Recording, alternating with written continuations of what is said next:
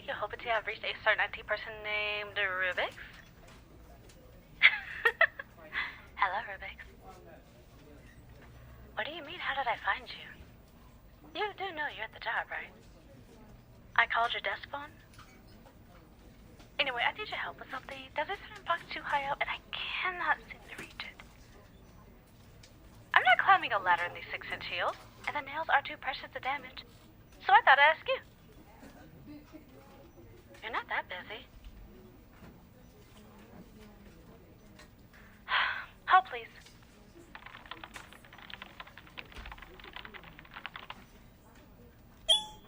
See? You're in the middle of a small break from working on the major project for E5 before you start Project 2A.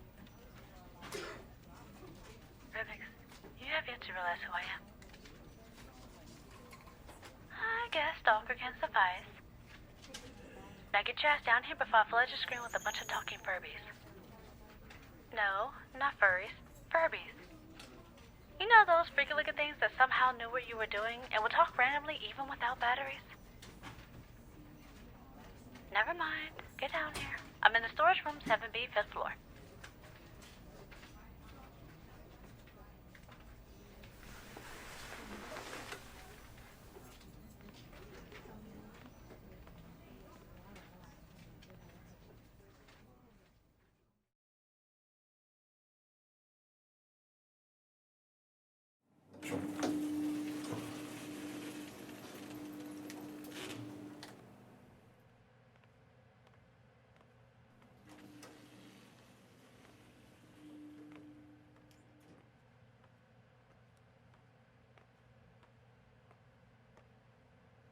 Hi, Rubix. Can you believe the first 5 floors are dedicated to big data migration? I swear the lengths will go so older companies can move hard data to an electronic format is insane. So far, our company has successfully moved 1.2 petabytes of information to a digital format. And to think we also create custom applications for our clients so they can add or change data after the data is digitized. Buzzwords, am I right? Anyway, while this service is needed and profitable, it is a very daunting task.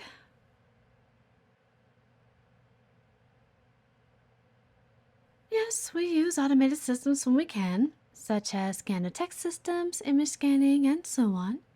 But we still need large dedicated teams to review and correct any errors that come up during the process. And even then, if you have a proper team, you still have to worry about mistakes. Fair point. Human error is inevitable.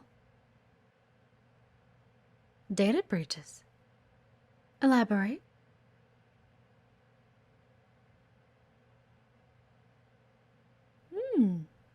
Makes sense. Well, yes. What you said is correct. Keeping documents for a minimum of 5 years is our company policy. And all that data is like a golden egg that's placed out in the open for any shrewd fox to scoop up for the taking. Yes, an all-enclosed network with zero access to the outside networks would help with this dilemma, but how do you migrate data at that scale to our clients?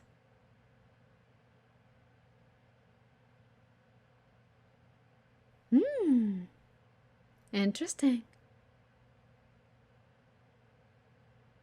Rubix, this is why I like you. Sweetie, you'd be amazed how narrow-minded people are these days. I throw a test question here and there, and all the little wannabe coders out there don't have a clue how to answer if it doesn't show up in a form on the net. People have become lazy. No one knows how to think, to solve, to build that bridge to the other side, but you do. Which is why you will be assisting me on a major project. Oh, come on, it won't be that bad. I mean, I need someone who isn't a copy and paste imbecile and can actually think for themselves. Because you're right. Regardless of how secure the data is, there's a reason why the oldest information in the world is on paper and stone. Which is why you must always keep backups just in case of random hiccups or anything. And yes, as you mentioned earlier, no matter how trusting one's team is, once you have someone who knows what they're doing, they can bypass security and hack, alter, or even delete said information. Besides, this has to do with the company's reputation and future. If we complete this project, our boss and her husband will be sipping nice drinks on the beach instead of arguing at dinner time. I hate it when she comes in when she hasn't gotten any. Huh? Oh, nothing. Now, get that box on top of the shelf for me. Let's put this process of yours to the test.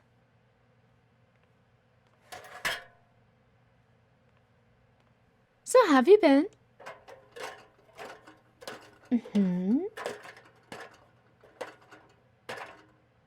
Anything else?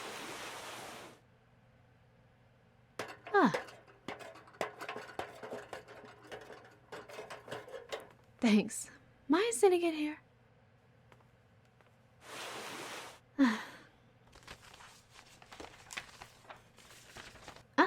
Where are you going? Sit. Chat. Sweetie, you're going to have to talk to me for a bit. I need to go over the details of the project with you. Come on, are you still going to avoid me because of the hotel room? No need to be shy. Employees have those moments all the time. The only time it becomes a problem is when they let it affect the work environment, and then I have to step in and clean up the mess. So dull. Do me a favor. Look through that box for me and see if you find a blue folder.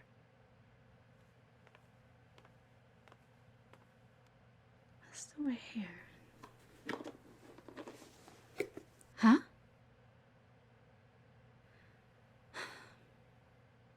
No, I did not end up sleeping with him. For the record, I have not slept with anyone from the office. Except you, of course. But not to worry, that will stay between us. Huh? Who was what on the phone? Sweetie, I was talking to the CEO, remember? We were discussing what the hell happened with the arrangements, he stayed elsewhere, and... After what? A woman? Ah, you mean Lenny? She was watching my dog for me and wanted advice on... Huh? Rubik's, there was no other phone call. Then you're clearly imagining things. Enough, alright? Rubik's, I have no idea what you're talking about. The only phone calls that happened that night was to be sure the boss was able to book it to a room, and I talked to my friend Lenny. That was all. Rubik's, again, I have no idea what you're talking about.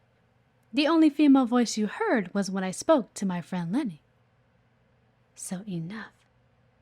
Entiende usted? Now, about this project, we'll be working odd hours and more than likely a bit of overtime.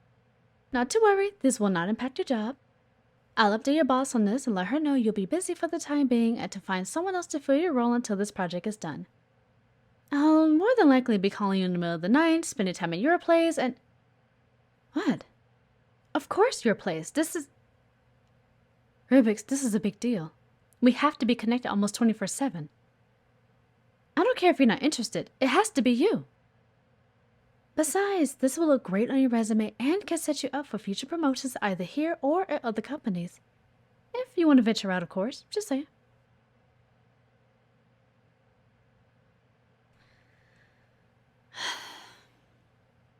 I understand you did not wish to work with me. I get it. I'm not exactly the most pleasant person to be around. It's okay, I'm used to it. It is what it is. But... this is important to the company. And to the company owners.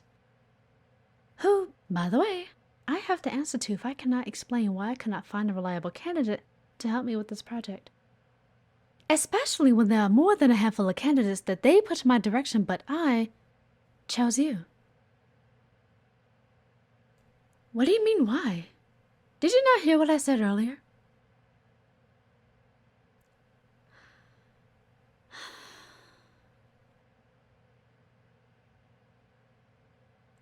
Intelligence aside, you...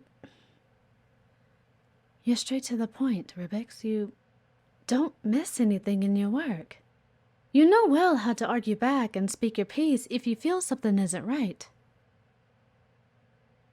Which is why your boss is currently giving you such a hard time. It's because you saw something happening that shouldn't, and you reported it. Luckily, it wasn't anything huge like stealing money from the company, but she did get properly reprimanded, as she should. But look what happened. Even though it was an anonymous report, of course she wasn't going to blame any of her favorites. So that left you. And ever since then, she's been riding your ass trying to get you fired. But you can't be fired. Because you're good at what you do. No good deed goes unpunished. Nor unnoticed. I noticed. Rubix, you don't miss things, okay? You don't kiss ass. You don't rub shoulders with higher-ups. You don't throw people under the bus to get ahead. You're dedicated to your work and bring consistent results. Which is why, again, I like you and feel the most comfortable with it being you on this project.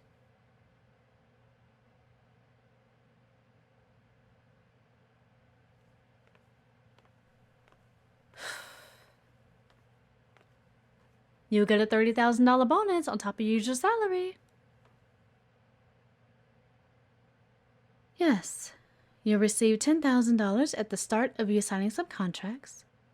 Another 10 as I update the lady on our progress at the 3-week mark, and then a final 10 at the completion of the project in the 5-week period.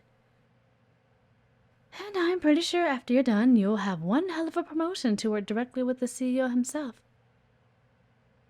Well, of course. He's a good guy and will love someone like you at his side. If you're up for it, I can have everything ready on your desk by this evening. Just read everything over, sign, and I'll send a copy to your email by the end of your shift.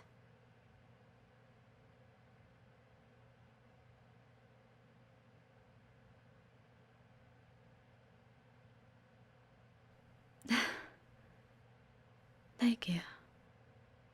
Really, I truly appreciate it. Fine, fine. No funny business, as you call it. Oh, Rubus, this is gonna be so much fun. We're gonna have late snacks, we'll have random movie nights at your place, and... Right. No movies, no snacks, just business. That's fair. So, help me find the rest of the papers.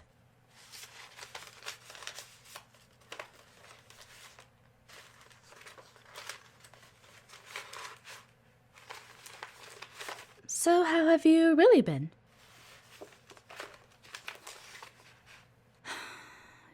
Yes, we're doing business. I get it, but we can talk, right? I mean, it's so boring to sit in silence.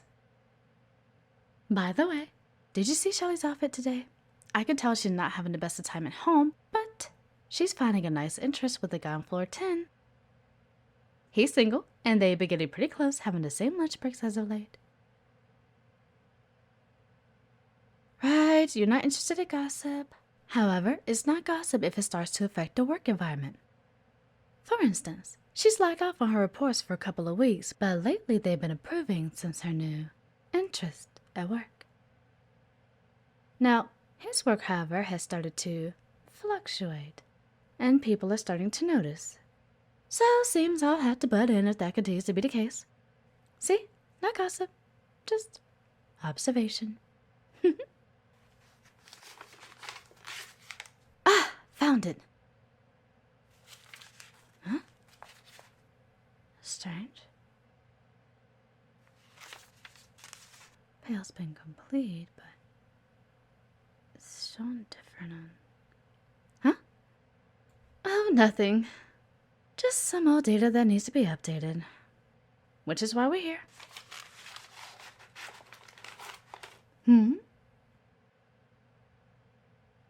I got this position thanks to Catherine. Yes, that Catherine, the CEO's wife. I should probably say co-CEO since she is. She mentored me on many things. We met back when I was in college and was applying around for some positions. She really liked my essay, and, well, after the interview, she hired me on to be an office assistant for the company. At that time, it was growing at a fast pace, so she needed the extra hands. Her personal assistant was already stretched thin, so I was there to fill in the gaps. Her assistant? My God. Stunning, intelligent, and amazing at what she did. Honestly, it was no surprise she outgrew the place, and eventually wanted to move on to other things after establishing herself. So that's when Catherine offered for me to be her new personal assistant. Eventually, I ended up navigating not only her schedule, but her husband's schedule as well. It's not so bad. Sometimes they conflict and don't make time for the kid, but I try to be sure they have room for family events. People forget no matter how much you work, no amount of money can replace the time you missed out with one another. I'm saying too much. Anyway, nice family. Rubik's, don't bring that up again, okay? It's for your own good.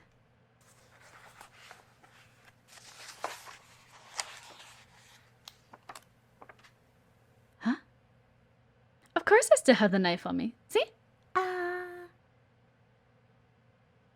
Why not have it? You never know. It's only weird to those who don't understand. By the way, your neck's healed, right? I mean, I didn't put that much pressure, but you know, you're kind of fragile. Okay, I kind of went overboard, but you did insult my looks, which I take pride in. Nothing wrong with that. You take pride in your work ethic and, cubes. Oh, come on, you practically named them at this point. The way you have them lined up. Okay. You love the silver one the most, especially since it's foreign, and you mess with it very rarely since you want it to stay in pristine condition. The one to its left, you tinker with it quite often when you're frustrated or in deep thought. The one to the right of your desk, you tamper with out of boredom, and it's made of wood. Very nice to look at, nice feel, easy to relax with, and won't make that metal springy sound. Again, I'm quite observant, especially when it involves someone I'll be working with.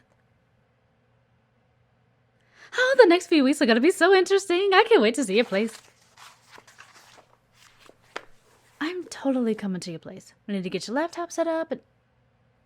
Yes, I can talk you through it over the phone, but... Okay, you can figure it out yourself. But surely you wouldn't mind me being there just to be sure we're connected on our end. Oh, come on!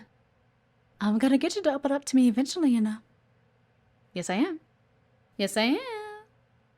Oh, you're so precious.